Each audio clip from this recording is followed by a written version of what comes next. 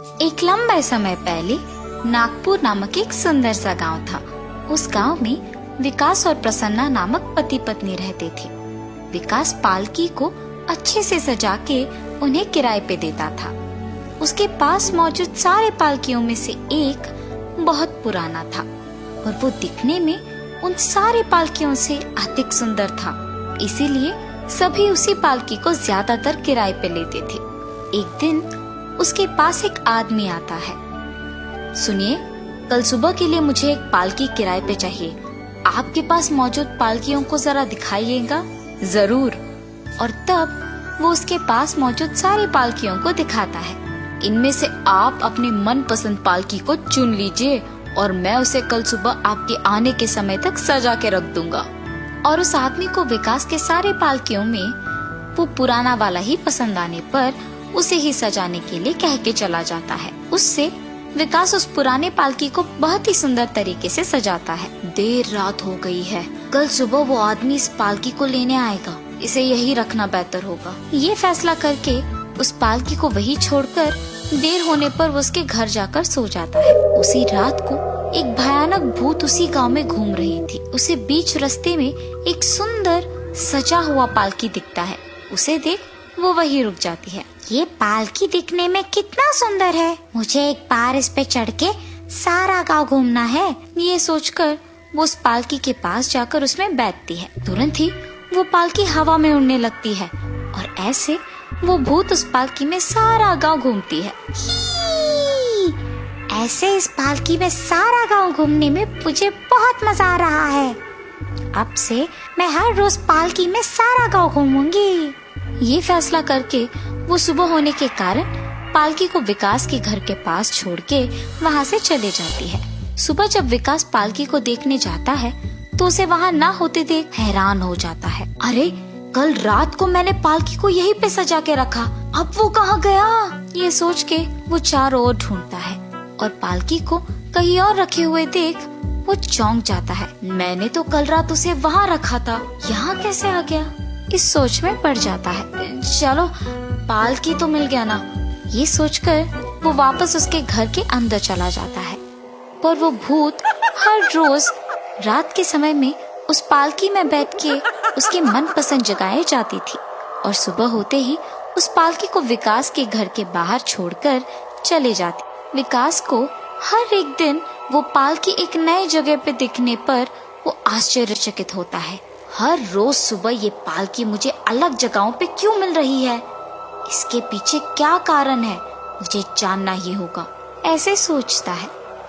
हाँ, आज रात मैं सोए बिना उस पालकी पे नजर रखूंगा, तब मुझे पता चलेगा कि इस सब के पीछे कौन है। और उसके फैसले के मुताबिक ही वो सोए बिना उस पालकी को देखते रहता है। इतने में हर रोज की तरह ही वो भूत उस पालकी के पास आकर उसमें बैठती है। उसके बैठने के तुरंत बाद वो हवा में उड़ने लगता है। विकास ये सब देख दंग रह जाता है। कल सारे गांव वालों के सामने इस भूत के बारे में बता के इससे छुटकारा पाना होगा। ये फैसला करके वो सोने जाता है। सुबह उस पालकी को उसके घर के सामने देख चौंक जाता है और इतने में संदीप नामक एक आदमी उसके पास आता है। भाई साहब, क्या ये पालकी मुझे आज के लिए किराए पे मिलेगा? सभी ज्यादातर इसी पालकी को किराए पे लेते हैं और अब अगर मैं इनको उस भूत के बारे में बता दूंगा तो मुझसे ये पालकी क्या और कोई पालकी को किराए पे लेने से डर जाएंगे। ठीक है, आप इसे रात में आकर ले जा सकते हैं। ऐसे कहने पर वो आदमी वहाँ से चला जाता है। वैसे भी वो भूत हर रोज पालकी को ले जा रही है और किसी को कोई चोट नहीं पहुँचा रही है, तो फिलहाल उसके बारे में किसी को ना बताना ही बेहतर होगा। ये सोचकर वो रात के लिए उस पालकी को सजा के तैयार रखता है। इस सब से बेखबर संदीप रात होने पर विकास के द्वारा सजा के तैयार रखे पालकी को लेके जाता है और उसके बाद दुल्हन को उस पालकी में बिठा के सभी मंडप की ओर ले जा रहे थे। जब वो भूत हर रोज की तरह ही उस रात भी पालकी की ओर जा रही थी तो रास्ते में उसे वो पालकी दिखने पर वहीं रुक जाती है। अरे, मेरा मनपसंद पालकी यहाँ क्या कर रहा है? वैसे मुझे क्या डर है, मैं उसी में बैठूंगी। और ऐसे वो उस पालकी के पास जाती है।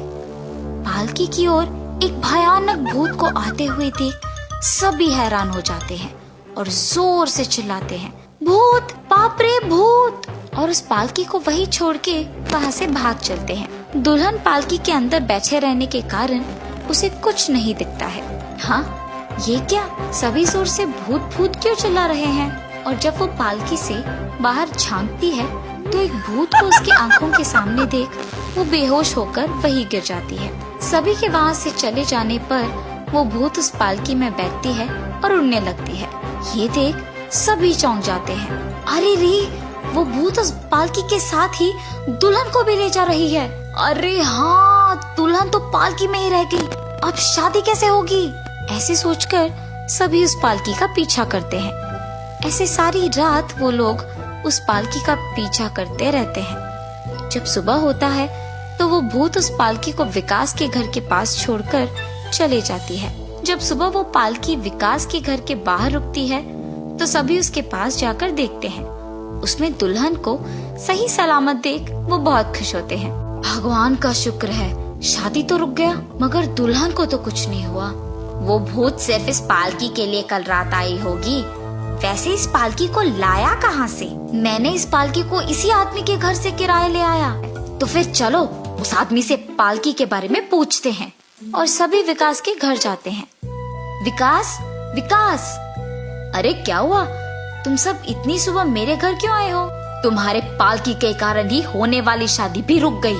और ऐसे गुस्से में उसको सब कुछ बताते हैं। मुझे माफ कीजिए, मुझे उस भूत के बारे में पता होने के बावजूद मैंने फैसला किया कि मैं किसी को भी नहीं बताऊंगा, क्योंकि मुझे डर था कि कोई उसके बाद मुझसे पालकी किराए पे नहीं लेगा और मेरा नुकसान हो जाएगा।